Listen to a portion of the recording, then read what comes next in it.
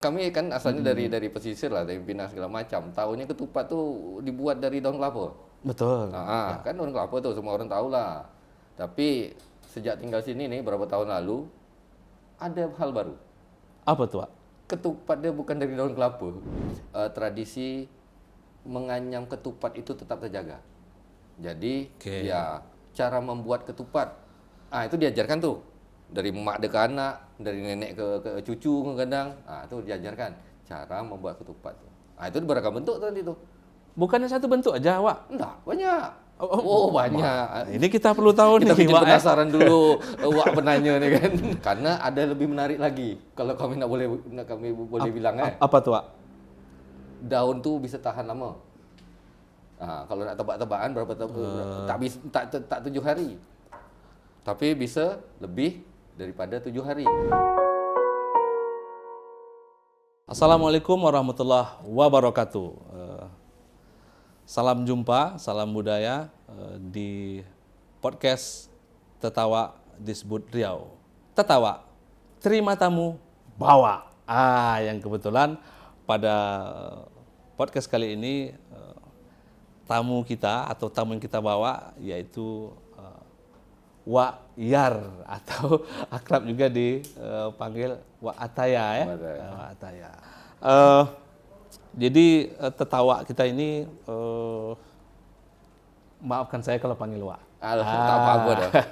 Biasa tuh. Nak muda, nak tua, Wak. tetap saya panggil Wak. Begitu ya, Wak. Siap. Wak. Jadi gini, Wak Yar. Teringatlah kita kan, pemirsa juga ataupun juga Wak-Wak yang ada di manapun, kalau menghadapi Idul Fitri itu biasanya kan banyak persiapan-persiapan. Antara lain yang paling digemari di rumah itu pasti kulinernya gitu, jenis-jenis kuliner, baik itu dari makanan berat ataupun juga kue-mue.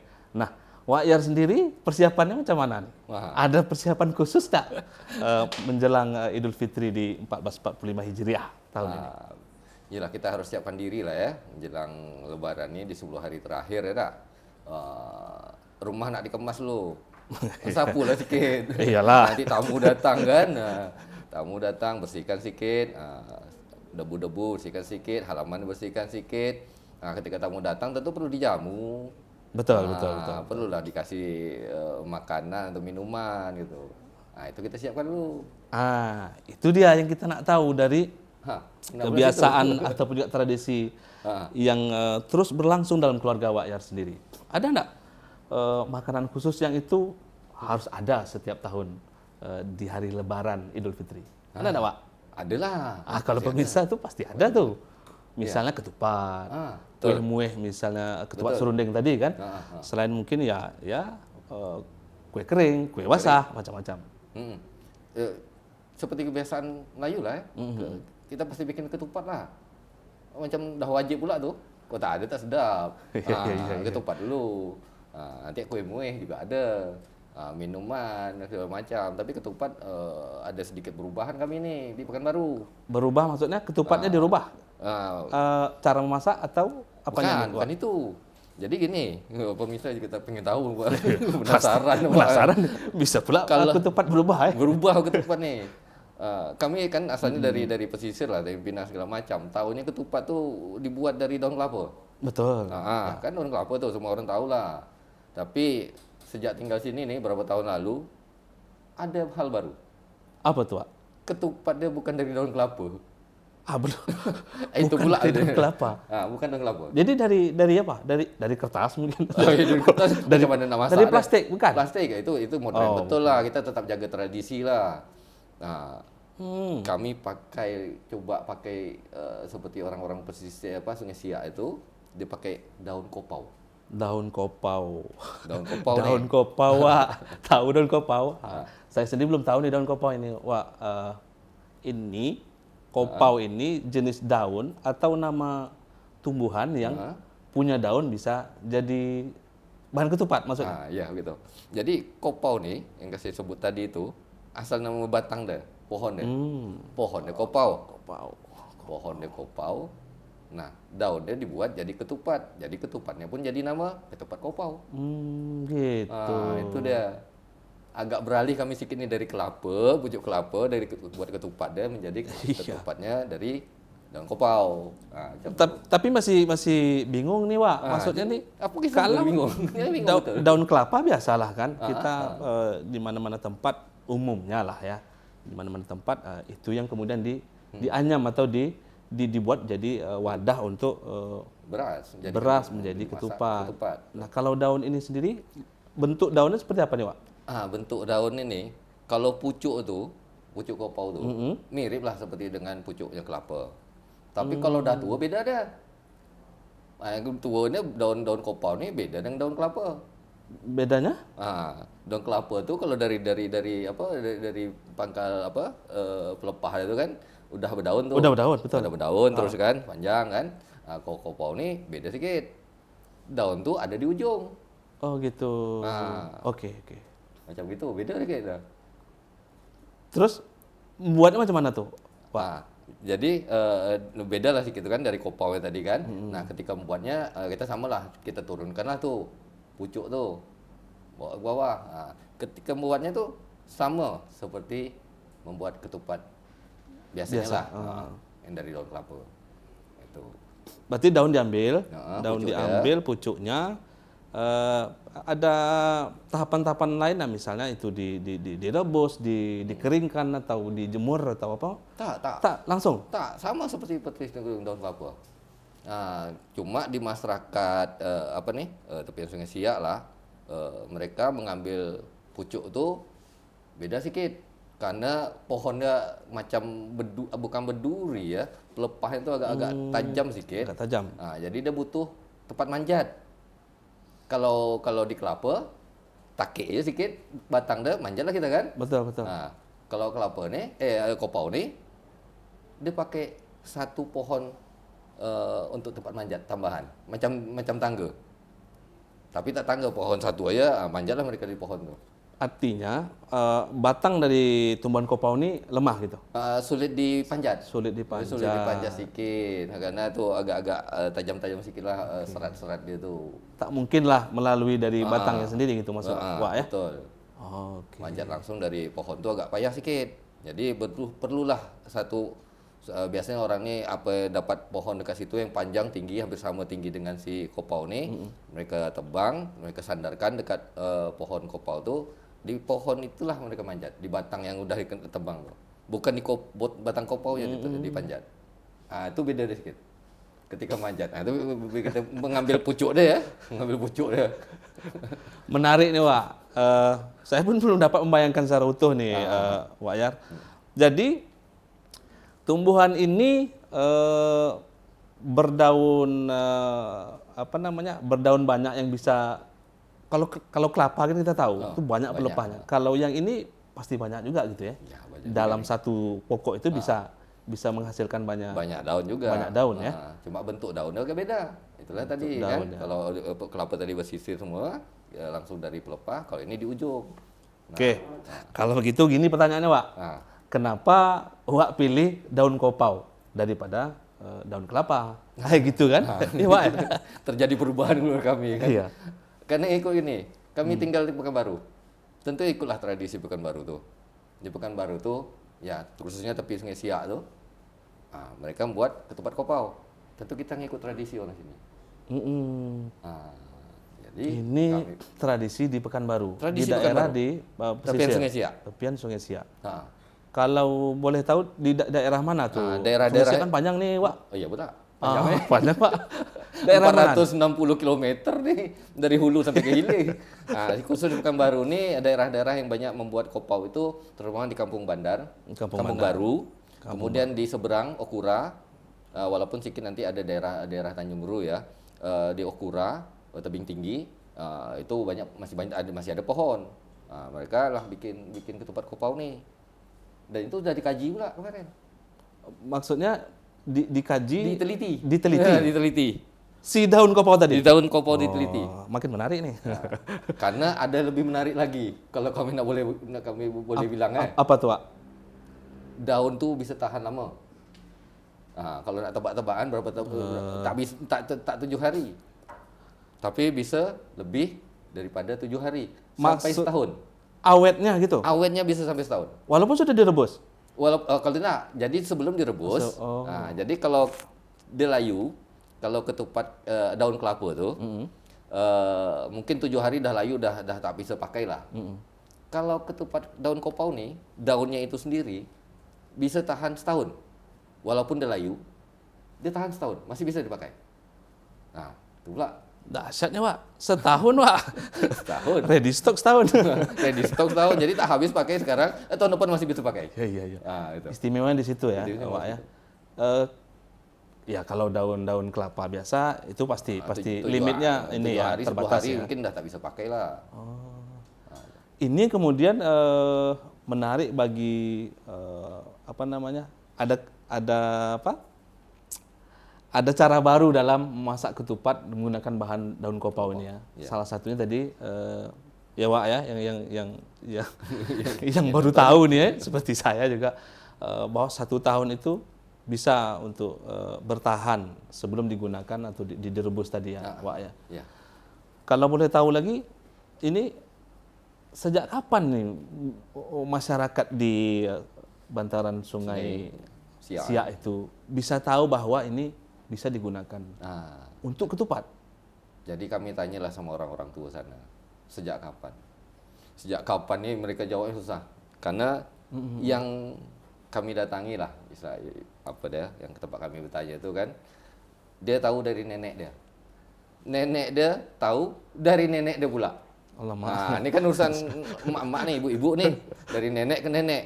Jadi kalau satu nenek itu kisaran jarak dari 50 tahun, tambah satu nenek dan mungkin 100 tahun. Walaupun mereka tidak bisa dapat menentukan tahun berapakah barang itu ada. Tapi kalau udah nenek tahu, neneknya lagi juga tahu, bisa puluhan tahun, mungkin ada sampai 100-an tahun. Pengetahuan itu ada. Artinya masyarakat di pinggir Sungai Siak itu sudah memang kebiasaan dari tahun ke tahun menggunakan ketupat kopau menjelang Lebaran. Dan memang momennya menjelang Lebaran maksudnya. Menjelang Lebaran. Bukan hari-hari seperti misalnya orang buat untuk sate gitu. Enggak ada ya? Jadi kondisinya ketupat daun kopau itu sudah langka pohon ya. Memang terjadi pergeseran di 20 tahun terakhir ini. Dulu orang jualan sate di Okura atau yang tinggi itu pakai daun kopau. Nah, tapi karena pohonnya sudah mulai sedikit berkurang, jadi digunakan khusus di Lebaran. Oke lah ya, bahwa mungkin tumbuhan itu sudah sulit untuk berkembang biak ataupun juga tumbuhnya tidak seperti tumbuh pohon kelapa atau yang sejenis palam itu yang bisa kita gunakan daunnya untuk ketupat tadi. Kalaulah begitu keadaannya, apa tidak ada upaya untuk menanam itu gitu Wak ya? Karena memang ini kan tradisi nih Wak. Ini kan memang kebiasaan yang memang kalau itu tidak ada tentu sesuatu yang berharga, yang bernilai, yang pengetahuan sejak dulu ada, hilang tiba-tiba itu kan sesuatu yang tak mengenakan tuh Wak. Iya. Menurut observasi dan juga penelitian Wak lah kalau boleh dibilang gitu. Macam mana Wak ceritanya? Ya jadi gini, ketika kami bertanya sama terutama penduduk di tebing tinggi Okura, ada beberapa penduduk sana, terutama yang bapak-bapak lah, laki-laki, berupaya untuk membudidayakannya, membenih dia supaya bisa tumbuh. Tapi itu pula lah alam ya, beda spesies nih, beda pula perlakuan. Sampai saat ini mereka belum berhasil untuk menumbuhkan dari benih baru. Itu siapa Wak? Kita nak tahu juga tuh. Nah. Maksudnya yang tadi punya perhatian untuk itu bisa banyak lah ya. Bisa banyak tumbuhan itu bisa ditanam atau diupayakan untuk bisa banyak. Siapa tadi Wak yang? Ya, salah satu yang kami temui itu namanya Hendra. Hendra ini dia tukang panjat kopau, tukang ambil pucuk kopau. Dan bapaknya Wulan juga seperti itu, juga menyampaikan beberapa usaha kami untuk ini cakap mereka ya, berapa usaha kami untuk menumbuhkan pohon kopau ini dengan bantuan tangan manusia berarti kan, belum ada yang berhasil. Jadi tumbuhan yang sana ada itu adalah tumbuh secara alami. Nah, tumbuh secara alami ini tidak pula secepat apa yang kalau kita ada bantuan tangan manusia lah yang berperan di situ ya. Artinya dia tidak bisa seperti kita punya kebun kelapa gitu ya. Kebun gitu kelapa ya, kita bisa tanam kan? Betul.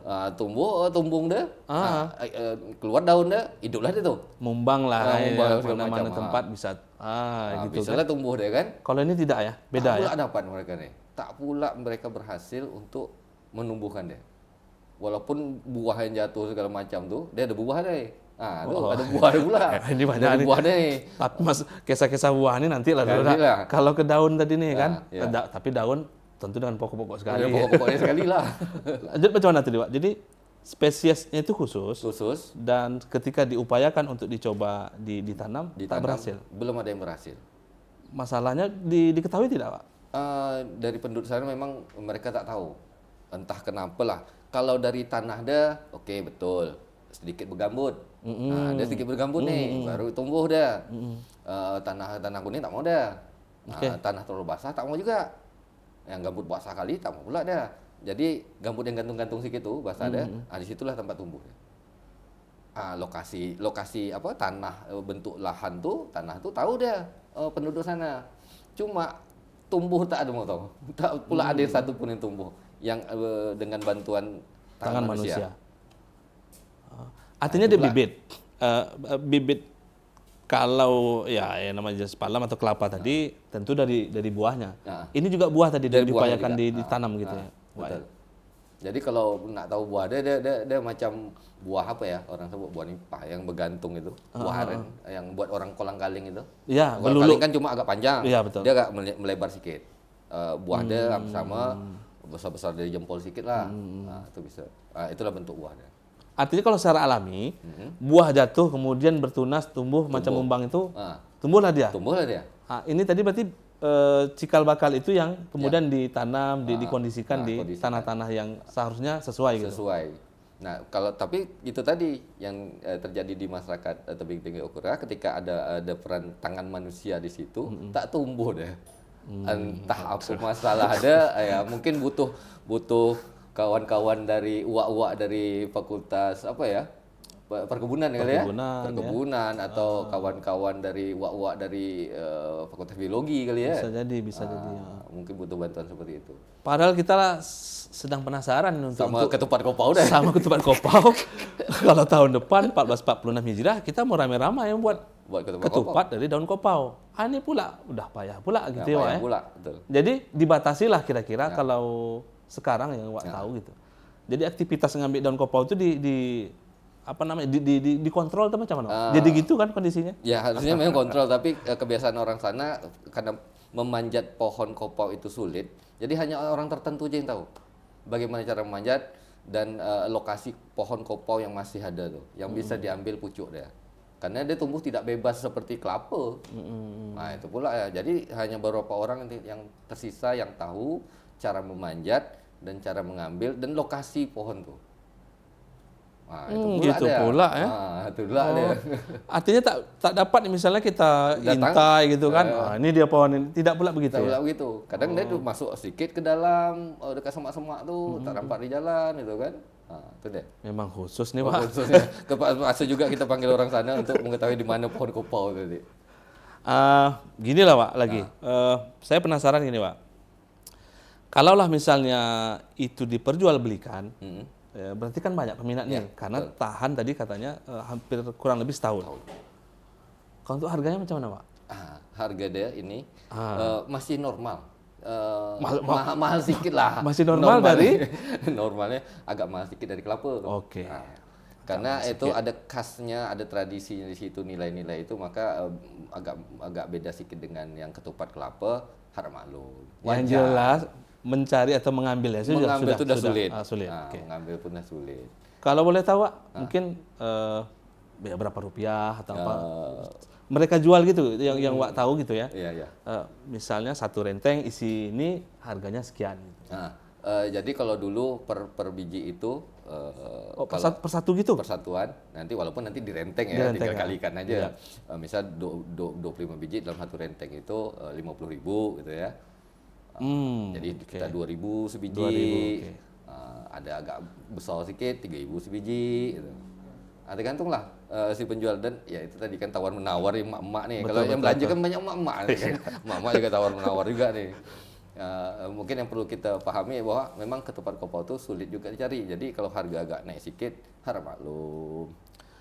Ya kalau bagi kita Wak ya, kalau memang kita tahu bahwa cara mendapatkan sulit atau proses juga dari dari mengambil kemudian sampai juga menganyam apa istilahnya ya, menganyamnya itu, membuatnya itu sampai dia dijual, rasanya masih wajar lah Wak, Ya, masih wajar. masih wajar. Nah cuma masalahnya lagi, banyak enggak orang membeli itu Wak? Banyak. Banyak ya? Banyak. Jadi kalau di Kampung Baru lah tempat banyak yang jual tuh kan, wilayah Kampung Baru tuh, banyak itu laku tuh.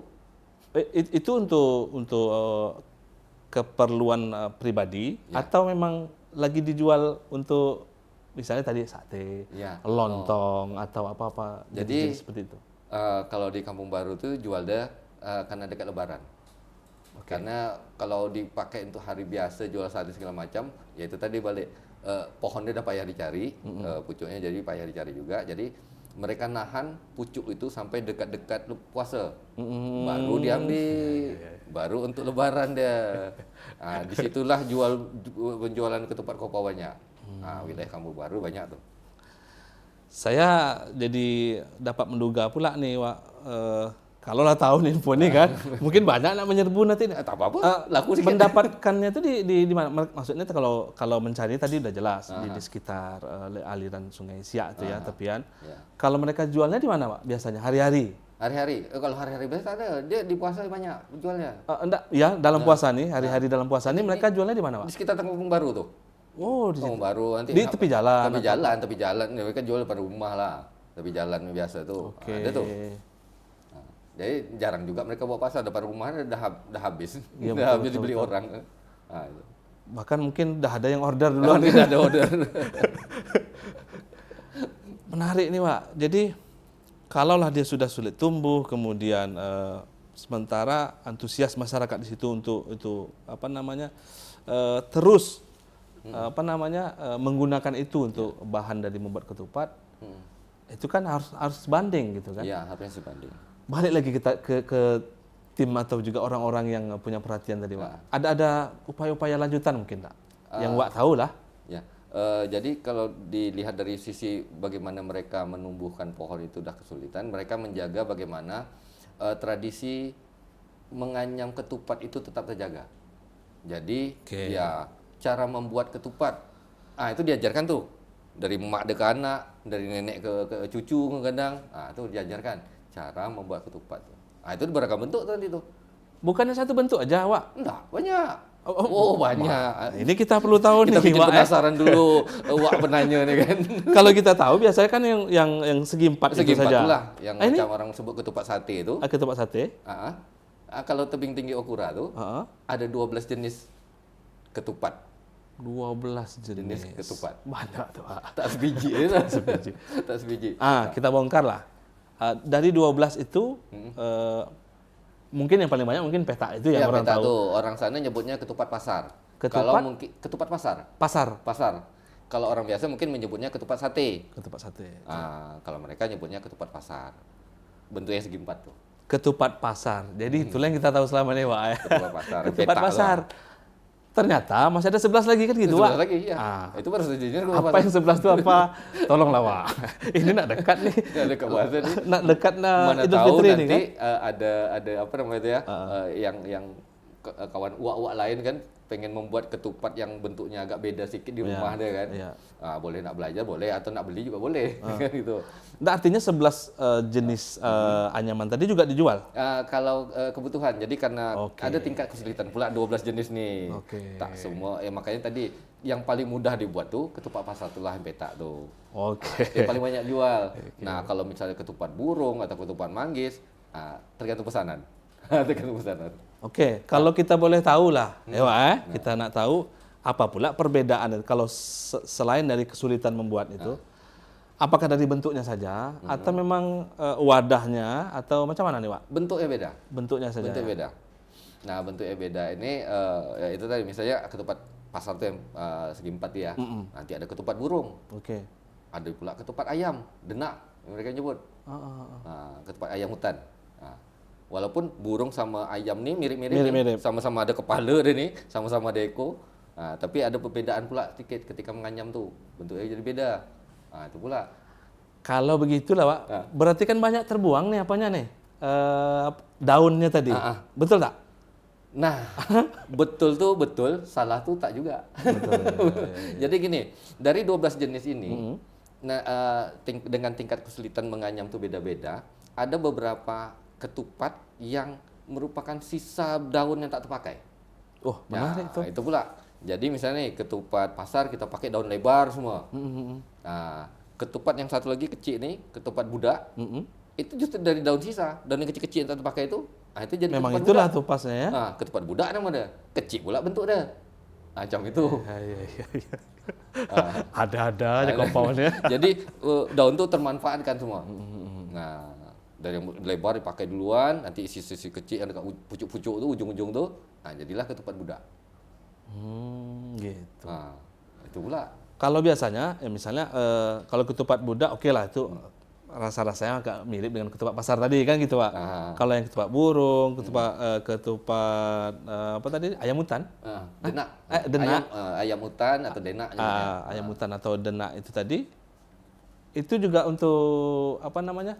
Momen yang seperti yang sama juga. Umumnya mereka buat itu untuk di lebaran juga. Tak Jadi ada. di talam tuh, jadi bisa banyak jenis. Tak hanya ketupat pasar saja. Tampilannya dia menarik. Jadi tampilannya menarik. Oke. Itu pula.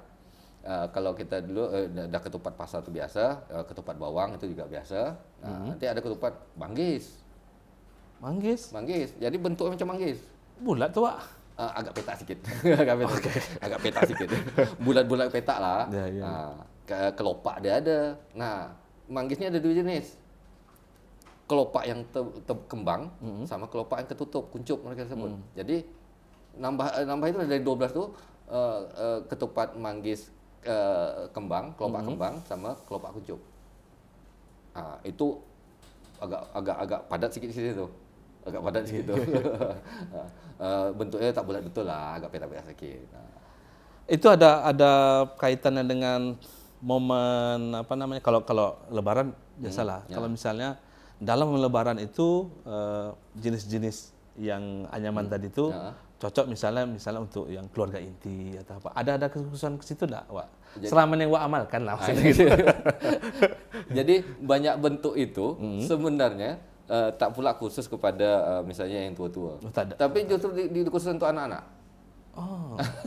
Jadi anak-anak senang dengan ketupat burung. Berebutlah ketupat burung tuh. Anak-anak yang senang dengan ketupat ayam atau ketupat manggis, berebutlah dia tuh. Di momen berebutnya itu menjadi momen bahagia ya. Pasti, terbayang kita tuh. Aku nak makan ni, kami nak makan ni, ya kan? Ada makin nyebut aku, dia nyebut kami, bantai lah kan. Pokoknya berebut ya, senang lah mak ada yang tukang masak ya kan. Dah penat nganyam ketupat nih. Jadi alhamdulillah dimakan sama anak cucu dia. Macam tuh. Tuh. Kalau kita yang yang nonton ini sama saya lah terutama gitu kan, memang belum bisa membayangkan nih apa ciri-ciri yang paling mendekati kalau kita mau tahu beda dari ketupat apa namanya kelapa biasa dengan daun kopau. Mungkin selintas lalu lah misalnya gitu kan. Nanti salah-salah, Pak. Kita beli pula yang biasa kan gitu kan.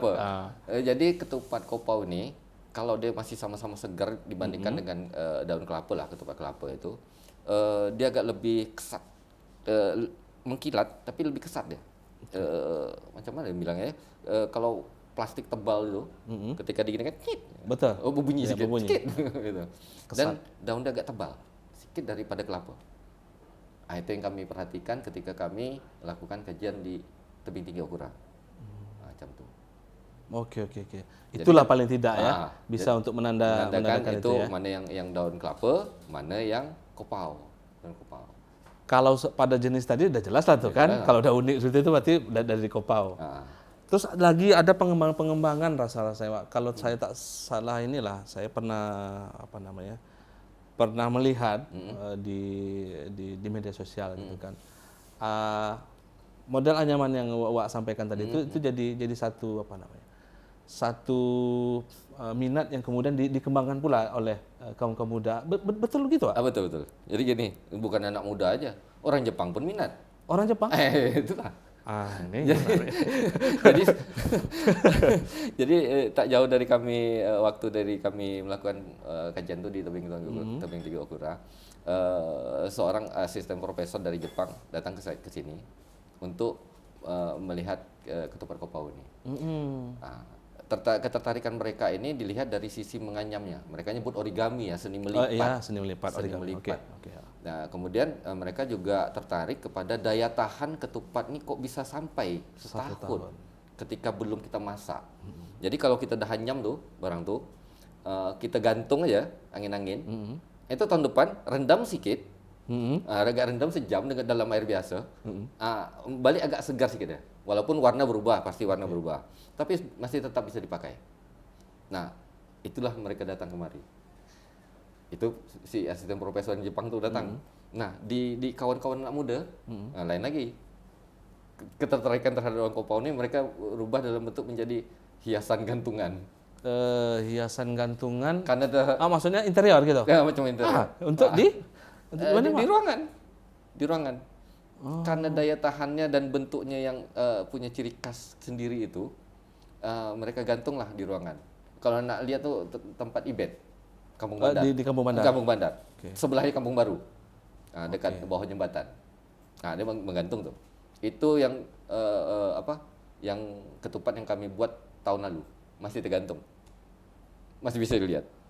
Ya dapatlah kita bayangkan, Wak, ya, bahwa kalau di tempat-tempat pusat perbelanjaan atau sejenis itulah, setiap tahun kan selalu tuh menandakan ciri khas atau ikoniknya puasa dan Idul Fitri pasti ketupat dan membuat dari pita kan gitu. Ya, dari pita plastik. Kalaulah ini tadi memang tahan dan awet seperti itu kan, apa salahnya itu kan? Apa salahnya itu jadi hiasan di toko-toko atau di mall ya? Iya, pasti di mall tempat banyak. Ketika Lebaran mau banyak orang belanja ke mall, terlihat juga lah barang tuh kan. Ada tradisi ternyata di Pekanbaru nih. Berarti ini yang kaum muda sudah mulai ke sana ya? Iya, betul. Okay. Walaupun masih di rumah masing-masing dulu ya, atau di tempat mereka beraktivitas, belum masuklah ke mall. Tapi berharap sampai ke sana. Oke. Baik, Wak yang menyimak obrolan kami nih, obrolan saya dengan Wak Yar ini, terutama saya lah merasakan nih bahwa prosesnya yang demikian sulit dan juga terbatas, dihadapkan dengan kondisi zaman yang memang semakin tahun semakin kekinian, itu juga tumbuhan-tumbuhan tadi juga semakin sulit tumbuh dan terbatas. Sementara ketertarikan baru mulai nih kan gitu, Pak. Baik yang dari kaum muda ataupun juga ya udahlah mak tadi juga memang setiap tahun. Maksud saya, Wak, nak tahu dan mengkonfirmasi dari Wak yang memang konsen dan selalulah meninjau atau juga memperhatikan itu. Kalau untuk pewarisan dari pengetahuan tradisionalnya itu berlangsung baik atau bagaimana, Pak? Dari misalnya dari si orang tua ke anak perempuan atau tamang mungkin begitu. Ya. Nah, jadi gini, pengetahuan menganyam ketupat kopau ini, terutama tadi dari sisi pengambilan pucuknya itu sudah sedikit berkurang. Tetapi pada pelestarian bagaimana menganyam, membentuk ketupat ini menjadi 12 jenis itu, alhamdulillah masih ada beberapa keluarga yang menurunkannya. Walaupun tidak semua keluarga nih yang berada di tebing tinggi menurunkan cara membuat ketupat 12, terutama 12 jenis. Kalau yang ketupat pasar tuh udah paham lah, pasti tuh. Insya Allah pastilah mereka tetap mengajarkan terus. Ketupat bawang masih insya Allah mereka ajarkan terus. Tapi beberapa ketupat lain, beberapa orang tua ini agak sedikit lupa, mungkin termakan usia ya, jadi agak sedikit lupa. Tapi beberapa yang masih ingat itu menurunkan kepada anaknya. Terutama yang kami datangi itu Bu Rahimah dengan anaknya Wulan. Wulan itu bisa sampai 12 jenis. Ya, anak Bu Rahimah Wulan ini, kalau boleh tahu, Wak, ini usia dia pelajar sekitar udah tamat kuliah sekitar 27-28 kali ya. Udah nikah. Dia hafal dengan 12 jenis cara menganyam ketupat kopau. Hanya dia seorang sekarang. Yang kami temukan baru satu yang full lengkap 12 jenis. Kalau emak dia hanya hafal sampai 8 jenis. Tetangga dia 7 jenis. Tapi beda-beda nih 8 jenisnya Mak Wulan dengan 7 jenis tetangganya beda-beda pula. Jadi kalau digabung 12 juga nanti 12 juga. 12 juga. Tapi yang kami ketemukan baru 1 Wulan yang hafal 12 jenis ketupat. Itulah upaya-upaya mereka. Jadi yang tetangga ini mengajarkan apa kepada Wulan, mak dia mengajarkan jenis-jenis apa kepada Wulan. Sehingga Wulan ini hafal 12 jenis ketupat kopau itu. Cara membuatnya. Kan Wak juga konsen nih. Maksud saya lagi, apa upaya yang bisa mengepung fenomena alamnya tadi kan, fenomena atau antusias masyarakat, kemudian juga pelestari pengetahuan tradisional tadi juga masih terus berlangsung. Apa ya kira-kira yang kita bisa sama-sama ini untuk ketupat daun kopau ini tetap kita lestarikan, tetap kita jadikan sesuatu yang kita banggakan, khususnya di Kota Pekanbaru. Iya. Jadi gini, mungkin ada beberapa upaya lah, minimal kami lah, saya sama kawan-kawan, Bayu, ada Hendra segala macam, telah melakukan dokumentasi. Ketika dokumentasi ini dipublikasikan sehingga orang tahu ini ada ketupat yang dibuat dari daun kopau yang menjadi tradisinya, ciri khasnya Kota Pekanbaru. Info Pak, itu dipublikasi di mana? Dipublikasikan di channel YouTube. Ada pertama Riomek, kemudian dari Badan Pelestarian Kebudayaan Wilayah 4. Wilayah 4 juga. Itu mempublikasikan ketupat kopau. 12 jenis ketupat ditambah 1 cara memanjat. Ada sekitar 13 video tuh dokumentasinya. Itu salah satu upaya tuh. Dokumentasi. Kemudian dari kawan-kawan komunitas non-blok itu membawa pembuatan ketupat kopau ini ke Pekan Kebudayaan Nasional. Menarik, oke. Nah, tahun lalu nggak salah nih. PKN tahun lalu. Ya, tahun lalu. Ade Greden dan kawan-kawan membawa Wulan untuk memperkenalkan ketupat kopau di Pekan Kebudayaan Nasional. Lebih luas lagi orang untuk mengetahuinya. Siap. Kemudian dari beberapa kawan-kawan yang di Kampung Bandar lah tadi tetap membuat hiasan tadi tak ditanggalkan ya, tetaplah bergantung itu. Jadi ketika orang tanya itu apa? Itulah salah satu upaya untuk mengenalkan kepada orang. Itu ketupat kopau. Kok bisa digantung seperti itu? Karena dia punya daya tahan yang unik. 1 tahun lebih masih bisa dipakai. Itu kalau direndam masih bisa pakai lagi tuh. Nah, itu. Seperti itu beberapa upaya yang dilakukan. Tapi yang kendala masih tetap sama, itu di upaya masyarakat sana untuk menumbuhkan pohon ini. Mungkin butuh bantuan dari lembaga lain lah untuk bisa lestari pohonnya. Kalau lestari pohonnya, insya Allah lestari pula lah tradisi membuat ketupat kopau itu. Ya, kita berharap tadi sudah banyak upaya ya, misalnya BPK pernah mendokumentasikan, memfasilitasi dokumentasi atau dokumenter lah ya tentang ketupat daun kopau. Kemudian juga ada pameran dilakukan oleh Non-Blok Ekosistem untuk kawan-kawan Ade Greden dan kawan-kawan. Kemudian ada di Riomex juga selalu lintas ya publikasi. Tambah lagi dari Tertawa, podcast Tertawa ini juga. Jadi semakin terkenal semoga ya ketupat kopau makin dikenal orang bahwa itu tradisinya Pekanbaru. Dan yang mempunyai ciri khas tersendiri dan beda dengan ketupat yang lainnya. Bawa-bawa juga disebut nih. Boleh, insya Allah. Misalnya kapan Wak misalnya ke sana ada momen-momen tertentu yang barangkali bisa kita tindak lanjuti bersama-sama. Untuk misalnya ada kajian lanjutan, ada kolaborasi. Atau pertunjukan ya? Iya, satu lagi lupa. Pertunjukan ya?